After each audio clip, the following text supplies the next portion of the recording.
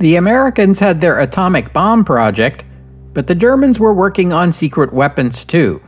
The weapons Hitler kept promising would turn the tide of the war. Welcome to the history of the 20th century.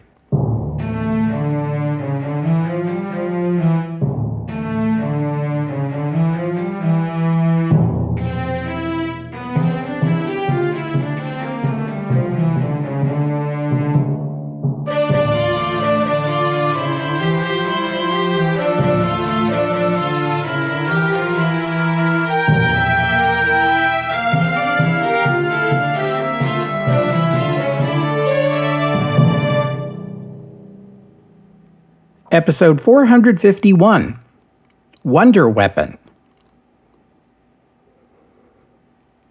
Gunpowder, as I'm sure you already know, was invented in China. This happened so long ago that the where and who and how and when of it is unclear. It may have happened as early as the year 200 or so.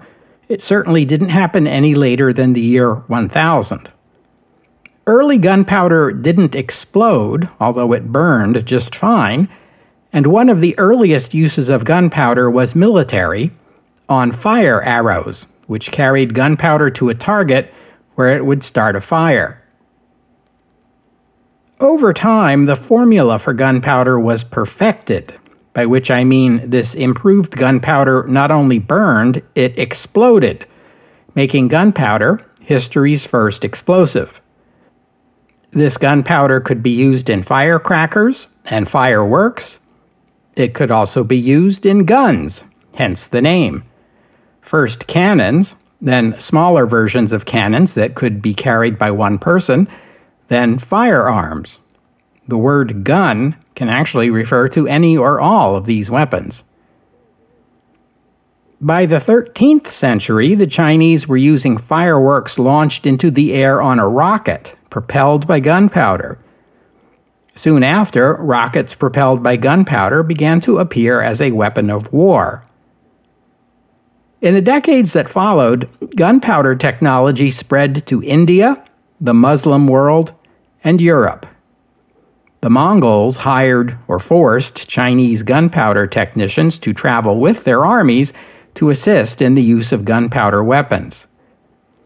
The first European to mention gunpowder in his writings was the great medieval polymath Roger Bacon in 1267. Early rockets were cylinders made of lightweight materials like paperboard. Burning gunpowder produced hot gases that blew out through a nozzle and propelled the rocket forward. Paperboard couldn't take much in the way of pressure, so these rockets were pretty small. In 16th century India, they began to use iron rockets, which could be made much larger and more powerful. They could also survive getting wet, which ruined the paperboard rockets. Even so, these rockets still had their problems.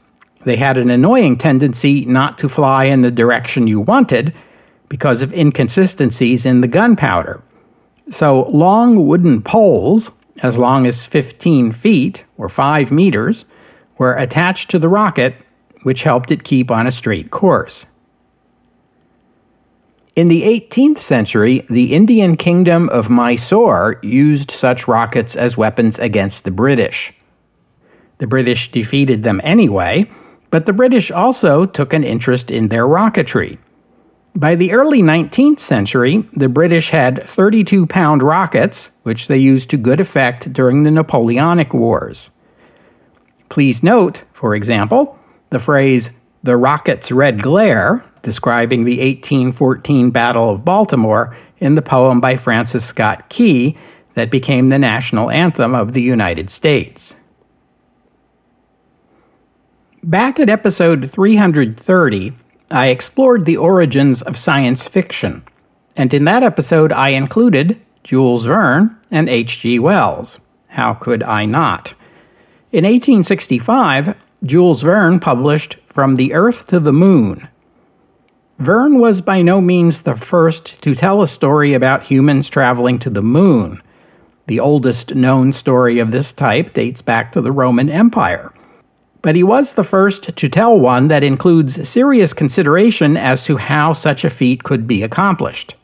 In earlier stories, trips to the moon were essentially fantasy. It was done by magic.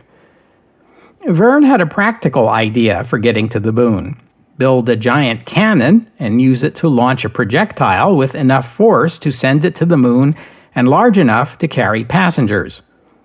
Interestingly, Verne imagined it would be Americans attempting this. It appears from the story that Verne thought about this carefully and calculated reasonable numbers for the project.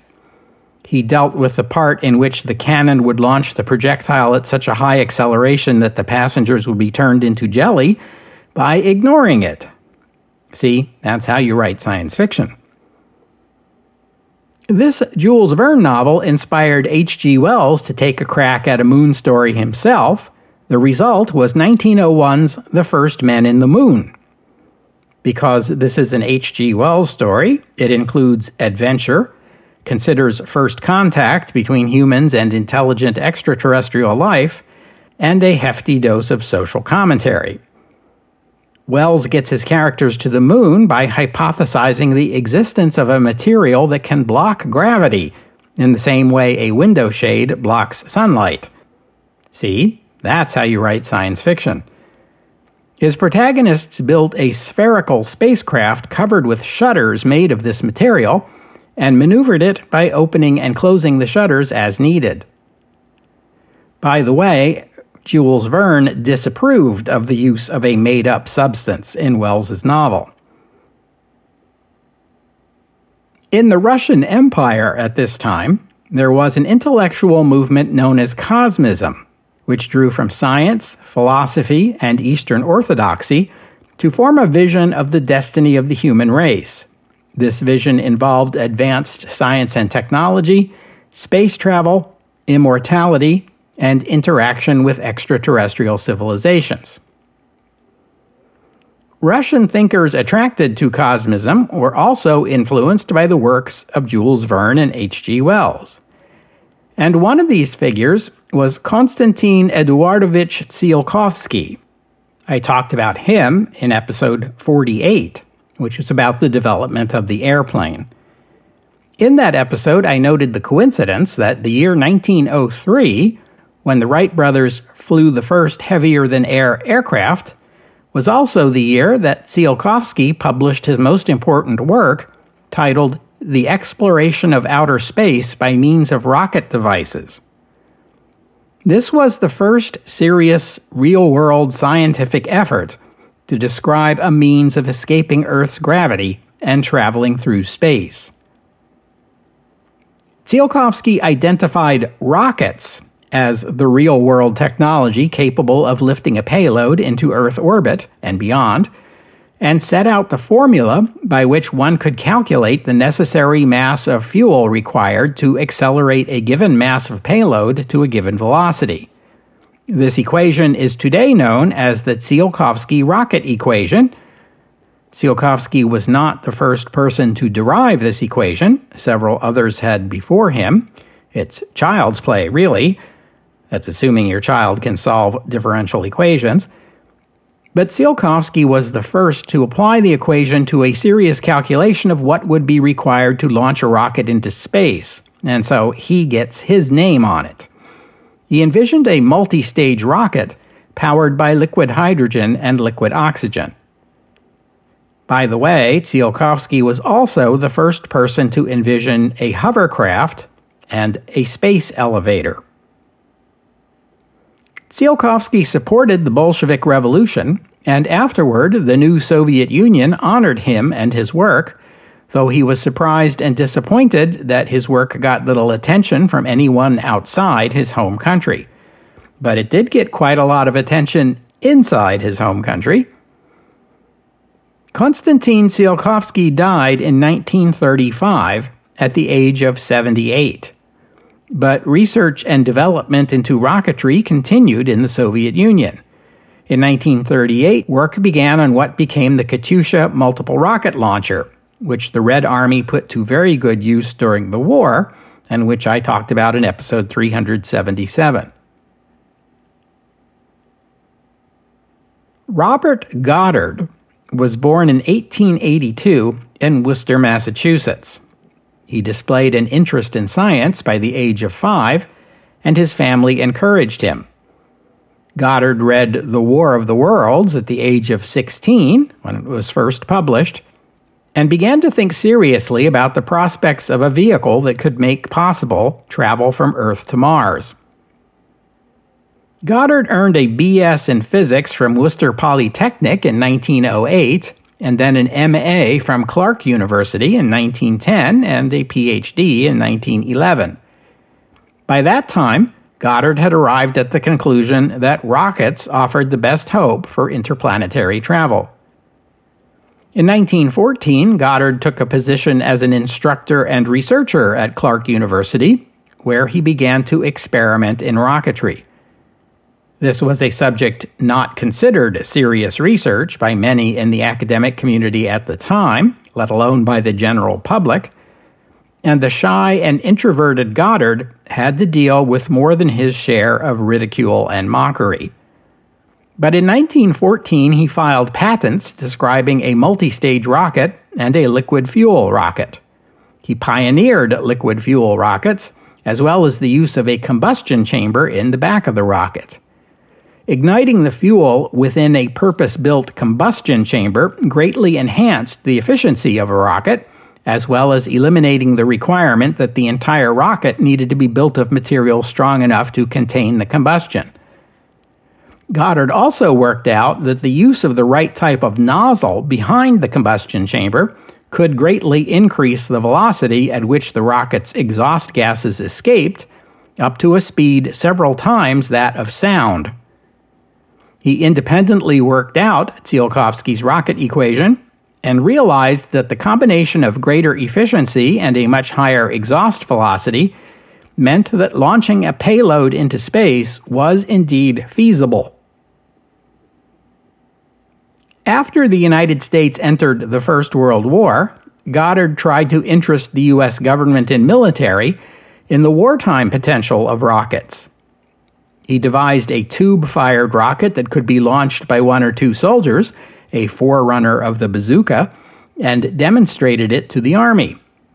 Unfortunately for Goddard, though fortunately for the rest of the world, the armistice was signed just a few days later.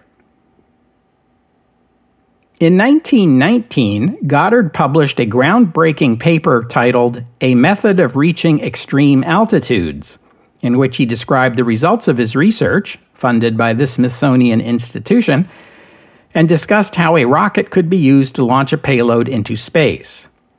This was the most important publication on rocketry since Tsiolkovsky's 1903 paper.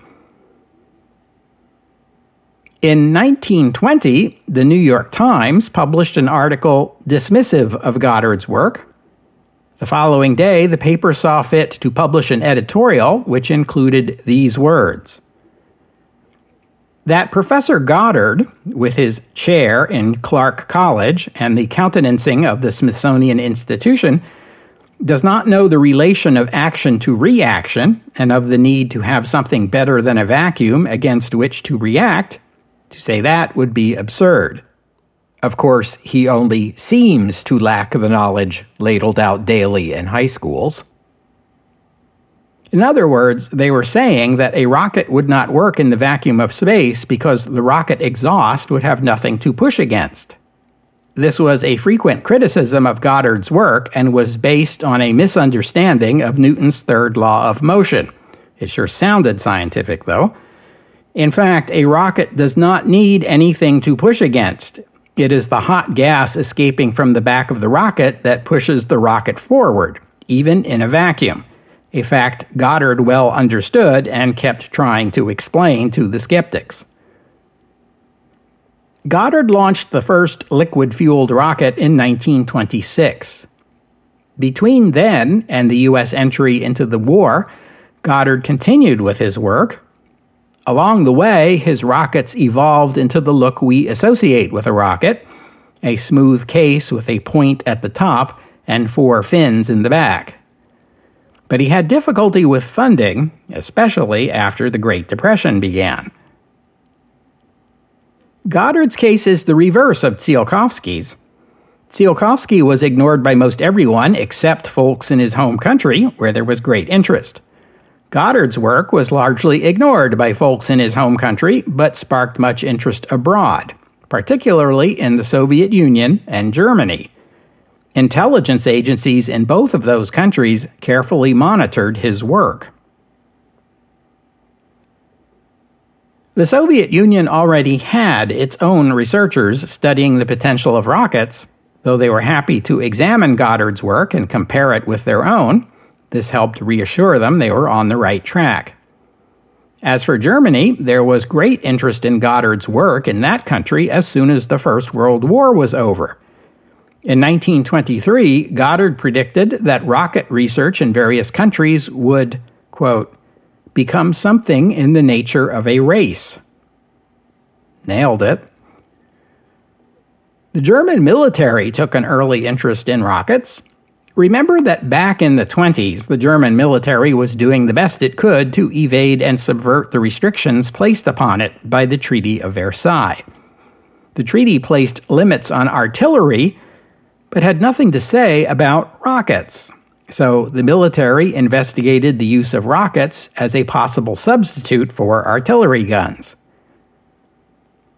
On the civilian side, in 1927, a group of Germans interested in rocketry formed the Verein für Raumschifffahrt, or VFR.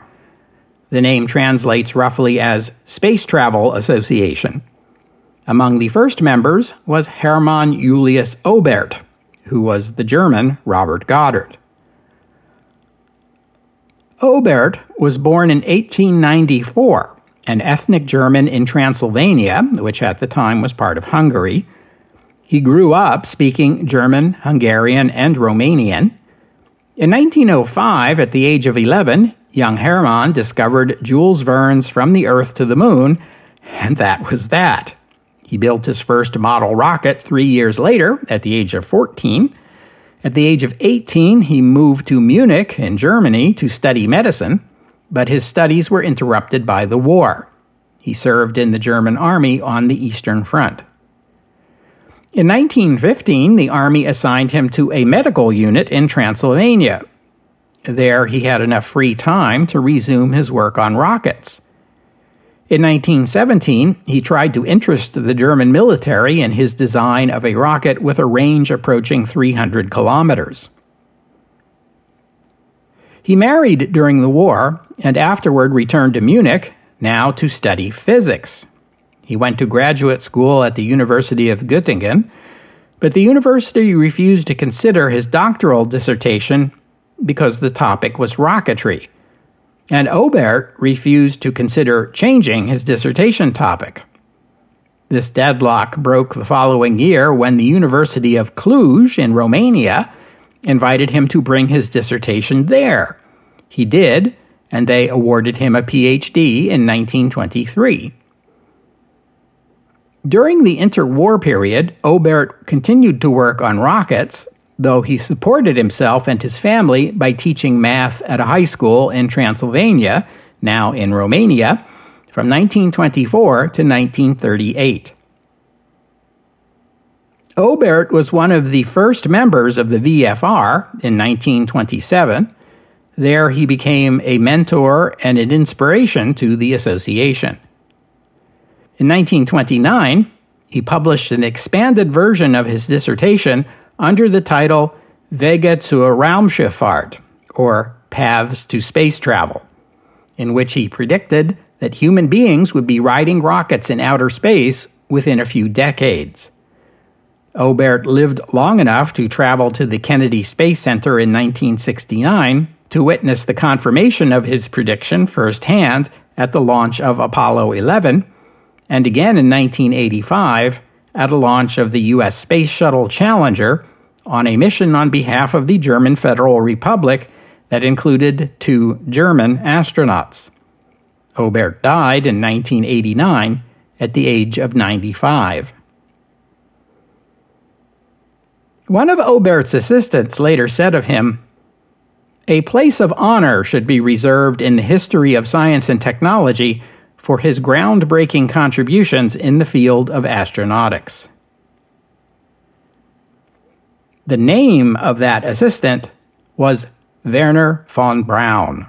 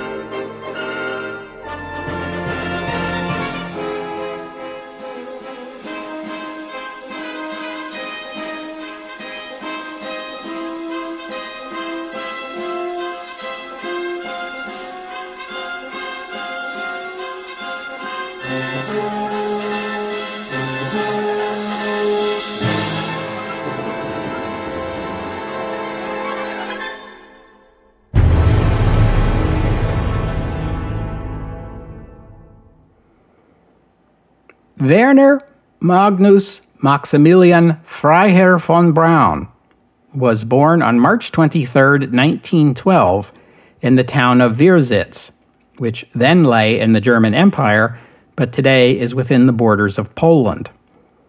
His father was a civil servant and a politician, a member of the German National People's Party, which you may recall from our episodes on the Weimar era, was a right-wing monarchist party that allied for a time with the NSDAP before the Nazis turned on them. There is a lesson to be learned there, folks. The elder von Braun, in fact, served for a few months as Germany's Minister of Agriculture under the Papen and Schleicher governments, but lost the position in January 1933 when Adolf Hitler became Chancellor. The von Braun family moved to Berlin during the First World War. Young Werner learned the piano and the cello at an early age and had ambitions of becoming a composer. He even took lessons in composition from the German composer Paul Hindemith. Remind me to talk about him someday.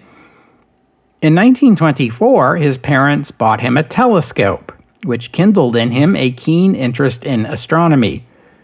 A couple of years later, when he was still a teenager, Werner discovered Hermann Oberth's writings on rocketry. He decided then he wanted to be a rocket engineer and began intensive study of mathematics and physics, two fields he'd previously shown little interest in. In the late 1920s, some of Oberth's students collaborated with the Opel car company in Germany to design, build, and test rocket-propelled cars. This work inspired 16-year-old Werner to experiment with this on his own. He built a model car, attached to it a firework rocket, and launched it down a Berlin sidewalk.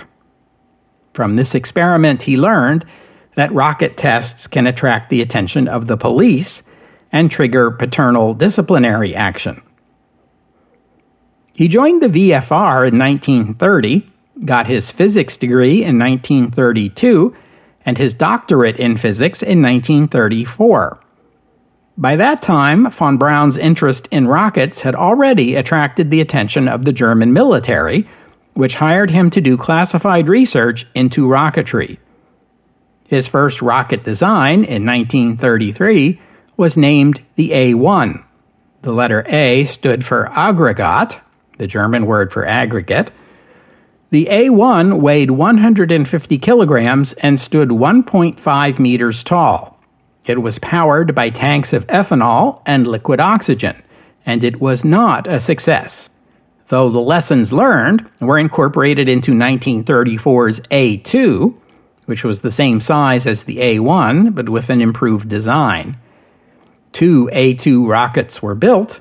They were dubbed Max and Moritz, after the classic German tale of two exceptionally naughty boys. These two rockets reached altitudes in excess of 2 kilometers. The German army was sufficiently pleased to fund the A-3. Development began in 1935, and along the way, the A3 project was moved from the outskirts of Berlin to the Army Research Center at Peenemünde on the coast of the Baltic Sea. The A3 was much larger than its predecessors, about 5 times greater in weight, though like them, it was fueled by ethanol and liquid oxygen, and included a system of gyroscopes to keep the rocket on course. The test A3s did not stay on course, and often suffered from engine failure. Ultimately, the A3 was abandoned, although the Army Commander-in-Chief of the time, Wernher von Fritsch, was persuaded of the potential military value of rockets and supported continuing the program. By this time, von Braun was already at work on designing the A4, a much larger rocket intended for use as a weapon. But the failure of the A3 forced him to shelve that project until the problems with the A3 could be resolved. In late 1937, as the rocket research project grew in size and importance, von Braun was told by his superiors he needed to join the Nazi Party if he wanted to continue to be a part of it. He chose to join the party rather than give up rocket research in November 1937. There is no evidence that von Braun's involvement with the party went beyond paying party dues and wearing the party lapel pin. In 1938, work began on the A5, a small-scale test rocket with a redesigned engine. Adolf Hitler was invited to witness the test firings of the A5 at Peenemünde in 1939, but he was not impressed. He dismissed rockets as nothing more than very expensive artillery shells. Also in 1939, Robert Goddard cut off communications with German rocket researchers. Previously, Goddard had exchanged correspondence with the German rocket researchers freely, and they discussed many of the technical issues in the German program. But Goddard ended the relationship after Germany occupied Bohemia and Moravia. In 1940, an officer of the SS arrived at von Braun's office in Peenemünde and informed him he was there at the request of SS leader Heinrich Himmler himself to ask von Braun to join the SS. Von Braun replied he was too busy with his rocket work. The SS officer told him it would require none of his time, and Heinrich Himmler urgently wished for von Braun to accept his invitation. Von Braun asked for time to think it over, and was granted it. He consulted with his superiors in the Wehrmacht, who told him this was an Army versus SS thing. The SS very much wanted to have their finger in the pie of German rocket research, as they put it, and told von Braun that if he wanted to continue his work, he would be well advised to accept Himmler's invitation, which he did. The engine problems were eventually solved, and by 1941, researchers at Peenemünde had the technology to build the A4. Prototypes were built and tests began. The first successful A4 launch took place on October 3, 1942. That rocket reached an altitude of 85 kilometers. Von Braun and the military leadership at Peenemünde were convinced they had reached the threshold of a whole new technological era. Their enthusiasm rubbed off on Adolf Hitler, who in December 1942 set aside his doubts and signed off on the A4 program. Provisions were made for large-scale production of the A4, and work began on selecting and developing a launch site on the Channel coast, from which location the A4 would be capable of reaching London. It was hoped the rocket would be ready to use by late 1943, and soon after, work began on a launch site close to England on the Channel coast of France that would maximize the range of the A4 over Britain. In May 1943, a military committee reviewed the work on both the A4 rocket and the Kirchkern, That was the code name for what would later be dubbed the V-1, or the buzz bomb. The committee agreed that both weapons were nearly ready for deployment and produced a recommendation to the Führer that large-scale production of both weapons begin. On July 7, 1943, Wernher von Braun traveled to the Wolf's Lair, where he showed Hitler a film of that successful A4 test from last October. This time, Hitler's response was enthusiastic. He ordered that the A4 project at Peenemünde be given the highest priority. He also told von Braun he regretted his earlier dismissal of the project and suggested that if Germany had had these rockets in 1939, the war might already be over. The following month, the RAF bombed the Peenemünde site after British intelligence was alerted to the German rocket program. I described this raid in episode 400. Peenemünde was back in operation 6 weeks later. Buildings and facilities damaged in the bombing raid were used as camouflage to create the impression that the site had been abandoned. Both the Kirschkern and the A4 were manufactured in underground facilities using slave labor. It was hoped that A4 rocket production could be increased to 2,000 per month, although Germany never managed to do better than about a third of that total. The A4 program also required expansion of facilities to produce liquid oxygen and ethanol for fuel. At its peak, the A4 program was consuming a third of Germany's entire production of ethanol. Development of the A4 took longer than von Braun had predicted. One result of this was to make Nazi leaders sound a little foolish when their public predictions that German vengeance weapons would soon be unleashed on Britain didn't pan out. By early 1944, Wernher von Braun was under surveillance by the SD, the intelligence agency operated by the SS. In February 1944, SS Chief Heinrich Himmler summoned von Braun to a meeting, at which he suggested to von Braun that SS Commander Hans Kammler, who was an engineer and who had arranged for the use of slave labor to build the A4s, be more closely involved in von Braun's rocket research. This had more to do with Himmler once again trying to get his finger in the pie.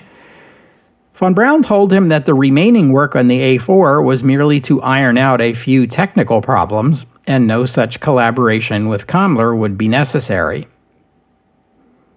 In March 1944, the Gestapo arrested von Braun after an SD informant overheard him express regret to some of his colleagues in the A4 program that their rocket work was being used for military purposes rather than for space exploration, especially since it appeared Germany was going to lose the war anyway. Himmler judged this sufficient reason to arrest him, although Himmler justified the arrest by making false accusations that von Braun was a communist and that he had sabotaged the A4 program, and that was the reason for the delays. Von Braun was taken into custody and held in a Gestapo prison. He was not told what the accusations against him were. The leaders of the A4 program, up to and including the Reichsminister for War Production, Albert Speer, persuaded Hitler that von Braun was indispensable to the A4 program and that he should be released and reinstated. In April 1944, as the Allies were ramping up their bombing raids in France, the British government requested attacks on the sites the Germans had constructed along the Channel coast of France for launching the Kirschkern and the A4 against England. In June, shortly after the Normandy invasion, the Germans began launching the Kirschkern missiles, now designated V-1, against targets in England. Allied bombings of the launch sites continued. In the case of the A4, Allied bombing did enough damage to the newly constructed launch sites to persuade the Germans to launch A4s from mobile launchers. These mobile launchers proved sufficient to launch the rockets and avoid Allied bombers. German V-1 launches from France ended in early September when the Canadian 3rd Infantry Division reached the launch sites. Future V-1 attacks would be launched from German aircraft. In the autumn of 1944, American researchers reverse-engineered the V-1 from parts recovered from attacks on England. The United States began production of its own version of the V-1 and contemplated using it against Japan. When the V-1 launches ended, it left some British military leaders scratching their heads.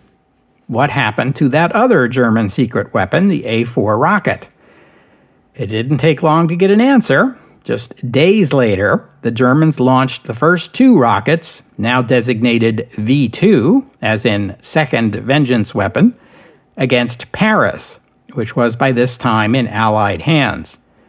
Both rockets were a failure, but the following day, a V-2 successfully reached Paris, doing some minor damage, while 2 others struck London, killing 3 civilians. The V-1, the buzz bomb, made a distinctive sound as it approached, which gave people on the ground some warning. The V-1 could be intercepted by a fighter plane or shot down by anti-aircraft guns. But the V-2 was an entirely different kind of weapon. When it fell from the sky on its final descent, it moved at Mach 3, that is, 3 times the speed of sound, which meant there was no warning whatsoever before the missile exploded. Countermeasures were impossible. No fighter plane, no anti-aircraft gun had any hope of disabling a V-2 before it reached its target. The British government kept the V-2 attacks secret, blaming the mysterious explosions in London on gas mains. It was only in November, after the Germans publicly announced the V-2 attacks, that Winston Churchill reported to Parliament that, yes, Britain had been under German rocket attack for the past 2 months. I've already told you that by 1944, the RAF had Typhoon fighter bombers equipped with anti-tank rockets. These were small, unguided, solid-fuel rockets, simple but effective. Germany was also experimenting with unguided air-to-air and ground-to-air rockets. The year 1944 also saw the deployment of the Messerschmitt 163 Comet, the world's first, and so far only, rocket-powered fighter plane. The Comet had remarkable capabilities. It could fly at speeds approaching the speed of sound, but it couldn't carry much fuel, only enough for a few minutes of powered flight.